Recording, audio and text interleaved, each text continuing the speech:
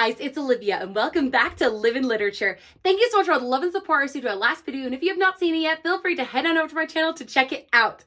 Well guys, I hope that you thoroughly enjoyed last week's video about YA books. I hope you guys enjoyed that one. It was fun for me to film and it was fun to talk about because let's not slam on our YA girlies, okay guys? The YA books can come in clutch. But now, for a little bit of a twist and turn, today's recommendations, we are going to be talking about romance books with great plot, okay? Romance books with amazing plots.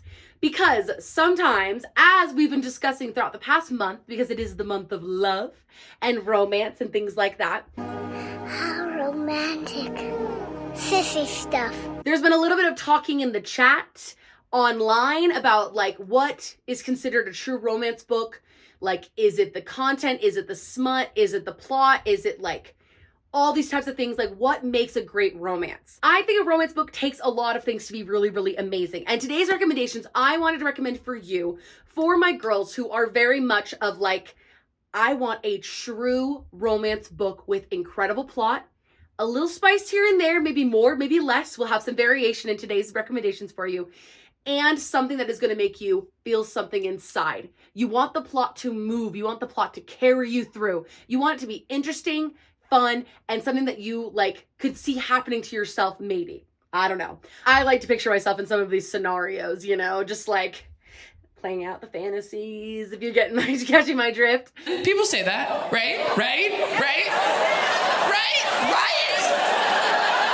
I love romance books. I think they're literally so fun. I feel like I've gotten more into them over the past year than I ever have in my entire life. Obviously, we had Cowboy Summer last summer, which, you know, really like changed the game for me when it comes to reading romance. And I definitely have picked it up more and more as my years have gone on. And I love that I get to pick it up now in between all of my high stakes, fast paced, like fantasy stuff. I love picking up like a cute little romance. Now, the romance recommendations I'm going to have for you guys today are going to be a mix of some fantasy romance, a little bit of romantasy, but also quite a few recommendations for contemporary, straight-laced, regular romance. Very cute, very fun, let them meet cute situations and whatever. And a couple of oldie recommendations for you as well. I'm very excited about the books I brought for you guys today, but before we get into that, we have to discuss what I just finished reading versus what I am currently reading. So, as I mentioned in last week's video, I have been reading about orcs. I've been reading about big green dudes, okay? You're such a freak! Yeah, I am. But I finished, as we talked about, I finished Halfling by S.E. Wendell. And then I said, hey, you know what I'm going to do?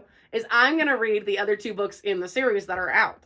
And so I did. And I finished Ironling and then Sweetling. Now, it all takes place within the same world, and S.E. Wendell has stated on her, within her books, that she prefers to read them in order. So Ironling is the second one. This one is about, okay, if you remember from last week's video, Halfling, we have Auric, okay, part of the Stone Clan, like Stone Clan orcs, is hated because he's half human, half orc. He meets Sorsha, who was kidnapped by like sex slave traders, and he essentially saves her life. He gets her off the mountain. He brings her back to her family. Very cute, whatever. Then we have in the second installment, Ironling. Basically, this is a new orc. He's also a half orc, half human, named Hakon. Hakon, I think is how you pronounce his name. And Hakon and Lady Aisling is right here. And basically she is the new, like announced heiress of this land that they live on. And the Darrow lands, which is the land that they live on, is now being open to a lot of magical creatures. So Hakon comes to the Darrow lands to start making work for himself. He's like an iron wielder, gilder person. He does the stoning and like the, you know, works in the forge, like very hot, very sweaty, very greasy. If you are imagining the picture. Yes, you're getting it, Kay. Like licking sweat off the side of someone's face. Yes, you're with me. I'm drooling. Oh, I'm leaking fluid. I'm so excited. I've got spit coming out of my eyes. Stay with me. So, Lady Aisling and this like forge wielder person like that works in the forges at the castle start like, you know, getting together and start meeting up. But she's like the lady of the Darrow lands. Like she can't marry some like commoner essentially. But their passion cannot be denied, as it cannot with a giant green orc. You're so weird. You have no idea. Liked it a lot. Like, I really, really liked it. Actually, no, I think I gave this one 4 stars. Really, really liked this one. I loved Hakon. Like, I think he was really sweet. I liked that this one deals with a different type of, like, story than Sorsha and Auric, because this one was more about the whole time that Hakon is with her, he, like, is picturing this perfect life for them together. And he's like, if I can just get her away from her duties and her responsibilities, he's like, I can give her the perfect life away from all of this, away from all these people. And he's like, and I can make it perfect for her just the way that I pictured it. And what kind of happens throughout the book is that he has to learn that, like, instead of molding her to his life, he needs to mold himself to her life, because she can't abandon her people. She cannot abandon her responsibilities. She is the lady over this land. And she has a lot of responsibilities and a lot of pressures. And it was really also really interesting to read about a female character that also deals with, she's neurodivergent, and she deals with fits and outbursts and, like, very emotional, like, episodes. And I really enjoyed reading about a character that, like, experiences something that I've never totally experienced, but something similar. Like, it's not something that I, like, can't say that I've never experienced before, but I really appreciated showing, like, something new and showing, like, a different side of, like, someone else's, like, lived experience. So I really loved Aisling and Hakon. They're very sweet, very tender. The spice in this is spicing. And I can't wait to talk about more about this one as we go throughout today's video, because I'm definitely going to bring this one back up again. So, finished Ironling. And then I read Sweetling, which, as I stated previously, Lady Aisling of the Darrowlands is opening it up to all fantasy creatures. So, as you can see, no big green guy on this one. No big green guy on this one. Aren't we sad? But we do get hot fae elf. We do get hot fae boy. We get hot fae Alarion, okay? Alarion is from the Fae realms, and he comes to the Darrowlands essentially to escape and seek refuge from his queen, Amaranth, which, like, okay, another queen named Amaranth that's also Fae, like, hello. Anyways, so basically Alarion is coming to the Darrowlands to essentially, like, create new land, and he wants to also find a mate. And he meets Molly, who's a barmaid in town, and essentially they are, like, almost basically an arranged marriage situation where they end up getting married together, but, like, or betrothed.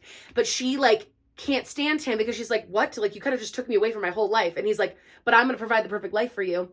This one was very sweet, very romantic. I loved Molly. She, again, is, like, giving plus size representation. She's a busty gal.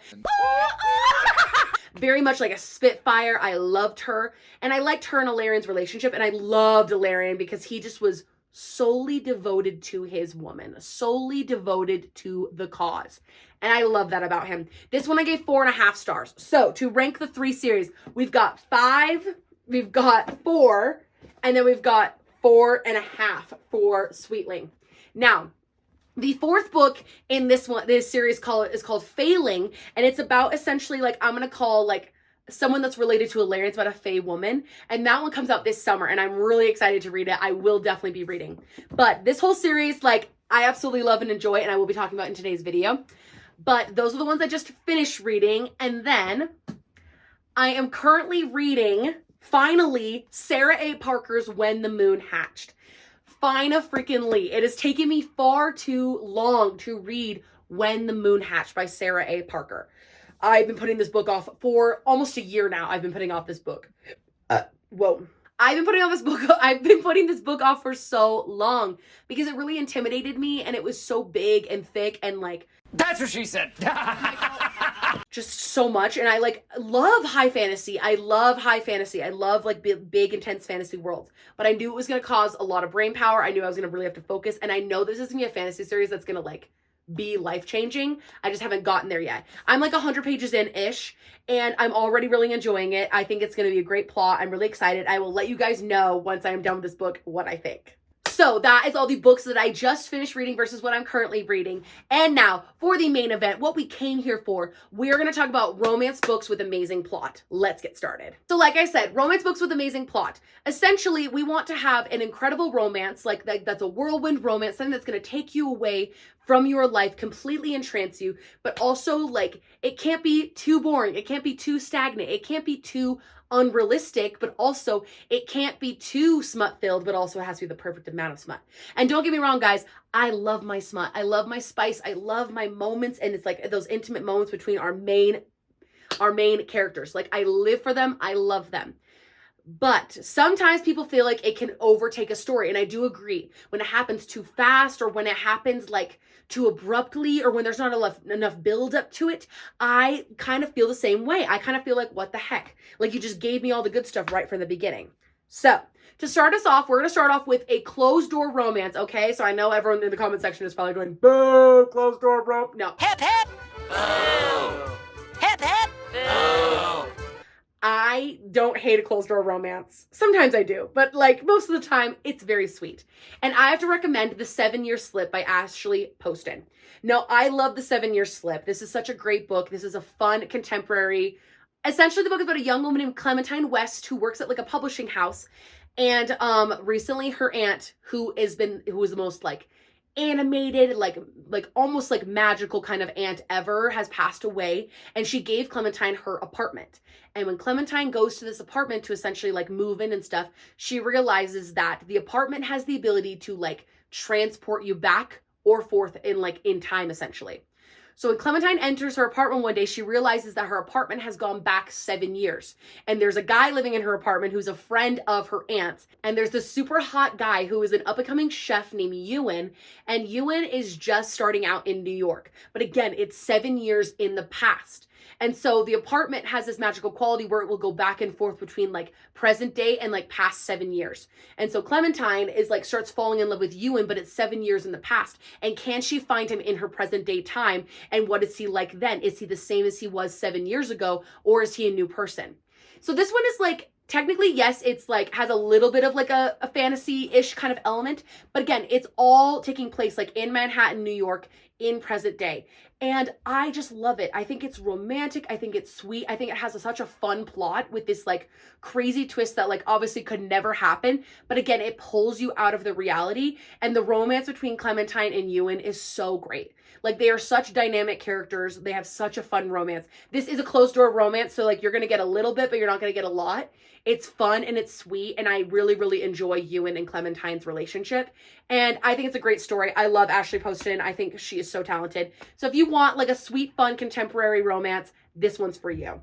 The next contemporary fun romance I want to recommend with a great plot is, of course, Snowed In by Catherine Walsh. I absolutely adored this book. Now, I will preface, this is technically a Christmas time romance, so maybe it's not totally fitting the vibes of the scene of February, but I will say that February is still cold and dreary, and I feel like this fits the bill. So essentially, there's a young woman named Megan who essentially is dreading going home for the holidays. She lives in Ireland. She's at a pub in Dublin, and her mom's basically begging her to come home for the holidays, but she doesn't want to because she's from a small town, and 4 years ago, she left the town's golden boy at the altar, leaving him at the altar. She stumbles across an old town friend named Christian, and Christian and her were like schoolmates back when they were like in elementary school. She hasn't really seen him since, and it's been a long time since she's seen him. And Christian also doesn't want to go home for the holidays. It's really hard for him. He doesn't want to go home and face his parents because he like hasn't settled down yet and whatever. So Christian and Megan strike up a bargain. They're going to fake date over the holidays so they have someone to spend the holidays with, and it makes the holidays a little bit more bearable. So I love the fake dating trope. Who here loves the fake dating trope? Who wants to go to the Four Seasons Orlando? I love the fake dating trope. Fake dating is one of the greatest romance tropes ever. I think it is such a smart trope. I think it's fun. I think it's witty, and I think it's very, very sweet. And I love that these two people get together out of convenience to like, you know, not be alone for the holidays, but then end up falling for each other. This one's got some good spice too. Like, it's not like anything super, super crazy. It does get a little like, ooh, little spicy, but like nothing like, it's like breaking the boundaries of spice. Okay. So we're like, I think with each book I'm going to recommend, it's going to like just keep going up in spice level, but I cannot recommend this one enough. I love Snowed In. It was one of my favorite reads from like the past year. I had a great time reading it, and I think it's such a fun, cute little holiday romance. I definitely recommend it. I think you guys would all enjoy it. The next one I'm going to recommend now. This is an older book. It takes place in the early 2000s, but I am telling you, like, this book will change your fetching life. I'm not kidding, okay? You're kidding. You're not kidding. She's not kidding. I'm not kidding. This is a book that will change your freaking life for the rest of your life. And that is Making Faces by Amy Harmon. Guys, one of the most pivotal, heartbreaking, but romantic things I've ever read. The first two that I recommended to you were like Inconvenience and like Whirlwind Romance and like those kinds of things. This is going to make you feel something. This is tragedy, but also like bringing you up. This one's about self-discovery. It's a book with so many layers to it. We have a young woman named Fern. Fern is basically, the book starts when she's in high school, but she gets, you know, as the book progresses, like it goes by a couple of years, she's like in her 20s. But anyways, the book starts, Fern is in high school. She's like a senior in high school. She's very much like, not really anybody special. Like she just doesn't think she's very pretty. She has a huge crush on a boy named Ambrose Young. And essentially Rita, her best friend, and Ambrose, like they start like exchanging notes back and forth, like to try to like start, you know, because they're like in high school or whatever. Ambrose Young is like the pro wrestler at this school, okay? He's known as Hercules to like all of his friends. Like he is this huge, massive, sexy, hot wrestling boy, okay?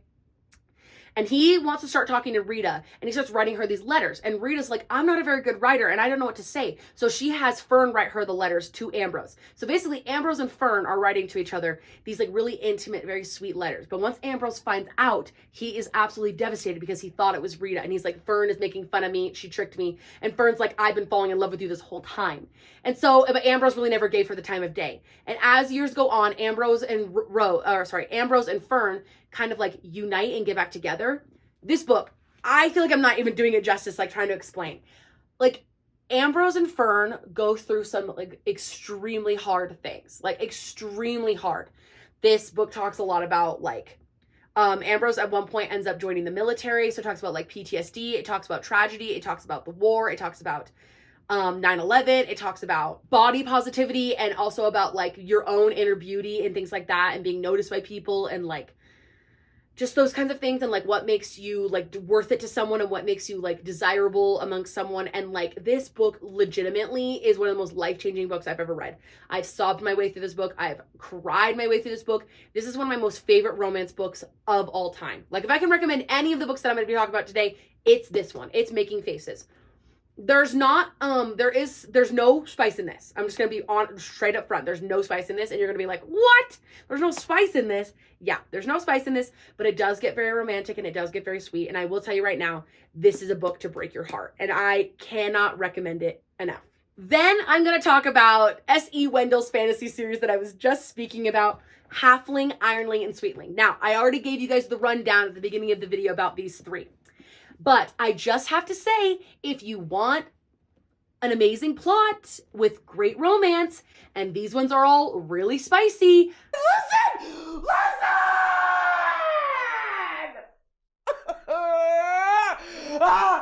I have to say, I would read these, okay? Each of these deals with a different, like, fun, romantic element. This one is like... This one is basically like a friends to lovers, but like in a really fun way. This one ends up going from like enemies to mostly friends to lovers, and it's a very sweet romance, and the spice is spicing. This one is more of a like, they're a forbidden love and they're not allowed to be together, but they're defying the odds and coming together, even though they both come from completely different worlds. And then this one is like arranged marriage, essentially. An arranged marriage trope basically meets like fiery, feisty, like Spitfire girl meets this like calm, cool, collected fae boy. And each one of these, I'm sorry, but like each one of these I loved so much. Like each one of these I was obsessed with. Each one of them has like a fun plot, a fun characters that you can't help but love, and it's like easy reading. Like sometimes you just want some easy reading, and I will say the plots in these are compelling enough that you're just going to keep on reading, but then the spice is spicing. The spice in this one, Sweetling, the spice in Sweetling goes crazy. And What do you mean? What do you mean? What do you mean? I love it. I haven't stopped thinking about it. It's so good. So again, if you want some great plot with some fun spice, I gotta recommend all three of these. They're so good. And last but certainly not least, listen, you guys thought I wasn't gonna talk about this book anymore because we are in a new year. We're in a new era. But I have to bring it up as one of the greatest plots and romance books of all freaking time. And y'all hate me for saying it, but it's Bride by Ali Hazelwood. Okay? It's Bride by Ali Hazelwood. Y'all knew it was coming. You knew I was going to talk about it once a freaking again. let me just say this. Vampire Werewolf Arranged Marriage. A contemporary retelling, okay? This is not medieval whatever. This is contemporary. Vampire Werewolf Arranged Marriage. Werewolves are very much giving mafia boss energy. Misery Lark and Lo Moreland. Are you actually kidding me? Forced to be together, fall in love over time after they hate each other, and the spice is spicing, and the energy in the room could be cut with a knife. The tension in the room is jaw-dropping. Like, this is one of my most favorite romance books ever to recommend to someone. If you want something that is like, get your heart pounding, it's Bride. Like, I can't talk about this book freaking enough. And I'm so excited because Ali Hazelwood just announced that the second book in this series is coming out, I think, later this year. And I'm so freaking excited. I cannot wait. Guys, I legitimately cannot recommend it enough. I love this book. It has one of the best plots ever, and the romance eats. Oh my gosh. The romance eats so hard. Nothing gets me there faster than an arranged marriage between two unlikely species that hate each other. Woo! It's so good. Ooh. I can't. Like, this book, like, is so good. When you feel the hyperfixation taking over, what's happening to me? I'm in the full moonlight. I ripped my shirt. Please, if you haven't already, please read Bride. It will change your life forever. So that is all the romance book recommendations that I have for you guys today. So I hope that you enjoyed this video. And if you did, do not forget to like, comment, subscribe to the Lit in Literature YouTube channel.